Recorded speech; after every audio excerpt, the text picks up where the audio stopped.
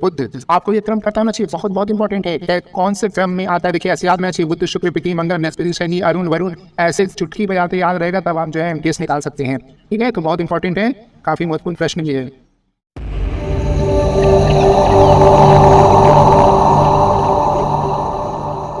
SSC MTS 2023 GK GS super 30 question answer series में आप सभी का स्वागत है। यह इस सीरीज का भाग 1 है। ऐसे 9 भाग आपको और मिलेंगे, जिससे आप देखने के बाद अपने 75 अंक जो हैं पक्के कर सकते हैं एसएससी एमटीएस एग्जाम 2023 में। चैनल पे नए आए हैं तो सब्सक्राइब करें, बेल आइकन पे ऑल बटन को प्रेस जरूर कीजिए। चलिए दोस्तों शुरू करते हैं।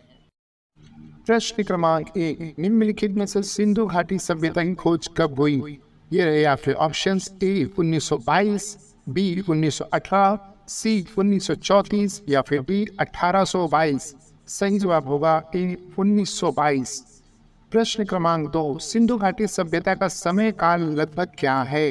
ये रहे ऑप्शंस। ए 1000 BC, बी 1500 BC, सी 2500 BC या फिर डी 1600 BC। सही जवाब होगा सी 2500 BC। प्रश्न क्रमांक 3, ज्ञात वेदों में से सबसे पुराना वेद कौन सा है? ये रहे ऑप्शंस। ए यजुर्वेद, बी सामवेद, सी ऋग्वेद या फिर डी अथर्ववेद। सही जवाब होगा सी ऋग्वेद। ऋग्वेद जो है सबसे पुराना वेद माना जाता है।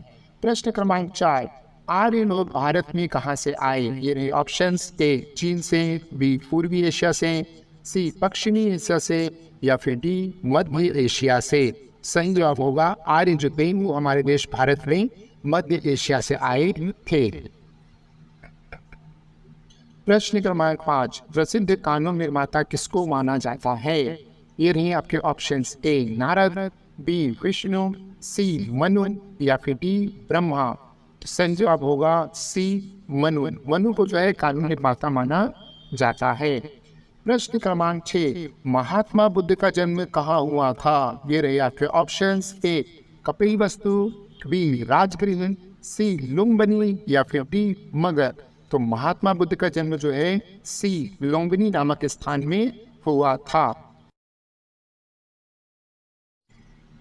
प्रश्न क्रमांक 7, महात्मा बुद्ध का जन्म कब हुआ था? तो देखिए अभी तक कहाँ हुआ था, अब पूछ रहे कब हुआ था। ये रहे ऑप्शंस। ए 245 BC, बी 463 BC, सी 589 BC या फिर डी 563 BC। तो महात्मा बुद्ध का जन्म जो है डी 563 BC में हुआ था। अगला प्रश्न है प्रश्न क्रमांक 8, महात्मा बुद्ध का देहावसान किस स्थान पर हुआ था? ये रहे आपके ऑप्शंस। ए कपिलवस्तु, बी राजगृह, सी कुशीनगर या फिर डी मगध। सही जवाब होगा सी कुशीनगर में इनका देहावसान हुआ था। प्रश्न क्रमांक 9, महात्मा बुद्ध को ज्ञान की प्राप्ति किस उम्र में हुई थी? ए 23, बी 35 वर्ष, सी 29 वर्ष या फिर डी 31 वर्ष।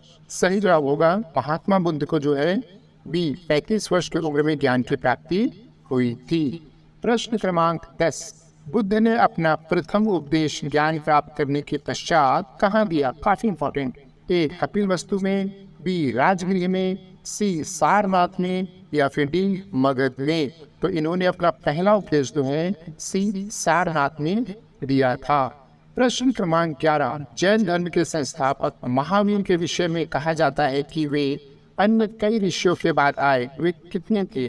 मतलब सीधा सीधा प्रश्न ये है फ्रेंड्स कि महावीर जो थे वे कौन से क्रम के जो है ऋषि थे जैन धर्म के? ऑप्शन सी ए 22, बी 20, सी 23 या फिर डी 18। तो यहाँ के पहले जो है 23 ऋषि आए थे और ये 24वें तीर्थंकर थे।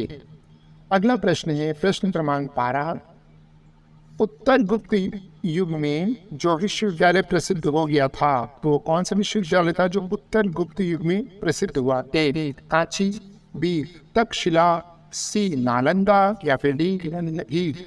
सही जवाब होगा सी नालंदा विश्वविद्यालय। प्रश्न क्रमांक 13, भारतीय नेपोलियन की उपाधि किसे दी गई है? ए चंद्रगुप्त मौर्य, बी समुद्रगुप्त, सी चंद्रगुप्त प्रथम या फिर डी हर्षवर्धन। तो भारत का नेपोलियन जो है बी समुद्रगुप्त को कहा जाता है। 14वें क्रम का प्रश्न है, चंद्रगुप्त मौर्य ने अपने आखिरी दिन कहाँ बिताए? ए श्रवण बेलगोला में, बी नालंदा में, सी उज्जैन में, या फिर डी पटना में। तो इन्होंने जो है अपने आखिरी दिन जो है श्रवण बेलगोला में बिताए थे, कर्नाटका में। ठीक है, वहाँ पे वहाँ के आसपास जो है वहाँ था जहाँ पे अपने अंतिम दिन बिताए थे। भाई राजा महाराजा रहते थे तो सारा राग भोग विलास किए और आखिरी में श्रवण बेलगोला चले गए। प्रश्न क्रमांक 15, पहला ज्ञात गुप्त शासक कौन था? ए श्रीगुप्त, बी चंद्रगुप्त प्रथम, सी घटोत्कच, या फिर डी कुमार गुप्त प्रथम। तो पहला ज्ञात गुप्त शासक जो है वो श्रीगुप्त को माना जाता है, जिसने गुप्त वंश की नींव रखी थी। प्रश्न क्रमांक 16, रोमन साम्राज्य के साथ भारत का व्यापार रोम पर किसके द्वारा आक्रमण के साथ समाप्त हो गया? ए अरबों द्वारा, बी हंगेरियाई द्वारा, सी फोनो द्वारा, या फिर डी तुर्कों द्वारा। तो इसका सही जवाब होगा सी फोनो द्वारा। अगला प्रश्न फ्रेंड्स, आर्यभट्ट और वराहमिहिर के सुविख्यात नाम किनके युग के साथ संबंधित हैं? ए गुप्त वंश, बी कृषाण वंश, सी मौर्य वंश, या फिर डी पाल वंश। तो इनके जो नाम है सुविख्यात नाम जो थे वे गुप्त वंश के समय प्रसिद्ध हुए थे। 18वें क्रम का प्रश्न है, इलाहाबाद के स्तंभ में किसकी उपलब्धि उत्कीर्ण है? ए चंद्रगुप्त मौर्य, बी समुद्रगुप्त, सी विक्रमादित्य, या फिर डी स्कंदगुप्त। तो सही जवाब होगा बी समुद्रगुप्त। समुद्रगुप्त की जो भी उपलब्धि है वो इलाहाबाद के स्तंभ में देखने को मिलती है। 19वें क्रम का प्रश्न है, चीनी यात्री फाहियान किस गुप्त शासक के शासनकाल के दौरान भारत आया था? ए चंद्रगुप्त मौर्य, बी समुद्रगुप्त, सी चंद्रगुप्त द्वितीय, या फिर डी कुमार गुप्त। तो आया था ये सी चंद्रगुप्त द्वितीय के समय में भारत आया था। काफी इंपॉर्टेंट है, जीके जी हिसाब से 25 प्रश्न में आएंगे। 3 नंबर का एक प्रश्न होगा, 75 अंक आपको लाने हैं। पूरा सीरीज आप देखिएगा, बहुत ज्यादा इंपॉर्टेंट ये सीरीज आएगी आपके लिए। प्रश्न क्रमांक 20, गुप्त शासकों के बारे में निम्न में से कौन सा कथन सही नहीं है? ए उन्होंने मुख्यतः उत्तर तथा मध्य भारत के भागों पर शासन किया, बी राजपथ वंशागत था और सुशासन सदा सबसे बड़े पुत्र को मिलता था, सी न्यायपालिका पहले की अपेक्षा बहुत अधिक विकसित थी, या फिर डी भूमि करों में वृद्धि हुई और व्यापार तथा वाणिज्य पर करों में कमी। तो इसका सही जवाब होगा, जो सही नहीं था ये था कि राजपथ वंशागत था और सिंहासन सदा बड़े पुत्र को मिलता था। ये बात सही नहीं थी, बाकी बातें सही हैं। प्रश्न क्रमांक 21, कवि कालिदास किसके राजकवि थे? ए चंद्रगुप्त मौर्य, बी समुद्रगुप्त, सी चंद्रगुप्त द्वितीय, या फिर डी कुमार गुप्त। तो कालिदास जो थे वो चंद्रगुप्त द्वितीय, जिनको विक्रमादित्य के नाम से हम जानते थे, के राजकवि थे। प्रश्न क्रमांक 22, किस शासक ने ग्रैंड ट्रंक रोड का निर्माण करवाया था? ए शेरशाह सूरी, बी महाराणा प्रताप, सी अकबर, या फिर डी मान सिंह। सही जवाब होगा डी शेरशाह सूरी। प्रश्न क्रमांक 23, किस स्थान पर सिंधु घाटी सभ्यता का बंदरगाह स्थित है? काफी महत्वपूर्ण है। ए लोथल, बी लाहौर, सी सिंध, या फिर डी काबुल। सही जवाब होगा ए लोथल। प्रश्न क्रमांक 24, पूर्वोत्तर राज्य में सबसे बड़ा राज्य कौन सा है? ए अरुणाचल प्रदेश, बी सिक्किम, सी नागालैंड, या फिर डी आसाम। तो इनमें सबसे बड़ा जो राज्य है वो है ए अरुणाचल प्रदेश। 25वें क्रम का प्रश्न है, 5 प्रश्न और बचे हैं फ्रेंड्स, वीडियो में बने रहिए, काफी इंपॉर्टेंट है।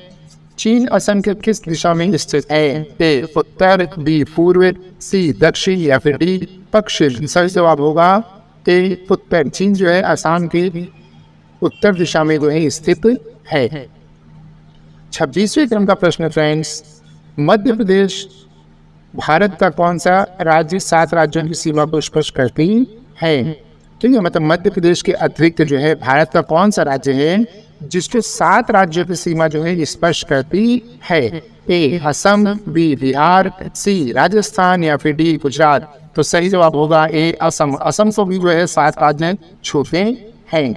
प्रश्न क्रमांक 27वां, कंचनजंगा पर्वत शिखर कहाँ स्थित है? ये कंचनजंगा हो गया, असल में यहाँ पे कंचनजंगा होना चाहिए। कंचनजंगा पर्वत शिखर कहाँ स्थित है? ए सिक्किम, बी मणिपुर, सी अरुणाचल प्रदेश या फिर डी आसाम। सही जवाब होगा ए सिक्किम। प्रश्न क्रमांक 28, सूर्य से सबसे नजदीक का ग्रह कौन सा है? ये रहे आपके ऑप्शंस, ए बुध, बी गुरु, सी शुक्र या फिर डी शनि। सही जवाब होगा ए बुध। आपको ये क्रम पता होना चाहिए, बहुत बहुत इंपॉर्टेंट है कि कौन से क्रम में आता है। देखिए ऐसे याद रहना चाहिए, बुध शुक्र पृथ्वी मंगल बृहस्पति शनि अरुण वरुण, ऐसे चुटकी बजाते याद रहेगा, तब आप जो है एमटीएस निकाल सकते हैं। ठीक है, तो बहुत इंपॉर्टेंट है, काफी महत्वपूर्ण प्रश्न भी है। अगला प्रश्न है दोस्तों 29वें क्रम का, पूर्वोत्तर सीमांत रेलवे का मुख्यालय कहाँ स्थित है? ए मालीगांव, बी जलगांव, सी मालाखेड़ा या फिर डी फुलेरा। तो पूर्वोत्तर सीमांत रेलवे का मुख्यालय जो है ये मालीगांव में पड़ता है। 30वें क्रम का प्रश्न आखिर आ ही गया। 30वें क्रम का प्रश्न है, घरेलू उपयोग में पाए जाने वाली चीनी में पाया जाता है। काफी उपयोग है, महत्वपूर्ण है, उपयोगी भी है। ए सुक्रोज, बी ग्लूकोज, सी शर्करा या फिर डी निकोटिन। तो क्या पाया जाता है? निकोटिन। अरे भैया निकोटिन कहाँ पाया जाएगा? सही जवाब होगा ए सुक्रोज पाया जाता है। तो ये थे दोस्तों एसएससी एमटीएस 2023 के सुपर 30 क्वेश्चन, जो कि आपके परीक्षा के हिसाब से काफी महत्वपूर्ण होंगे। ऐसे 9 वीडियो आपको लगातार मिलेंगे, तो चैनल पे बने रहिएगा। चैनल को सब्सक्राइब कर, वीडियो को लाइक कर, हमारे साथ इसी तरह बने रहिएगा।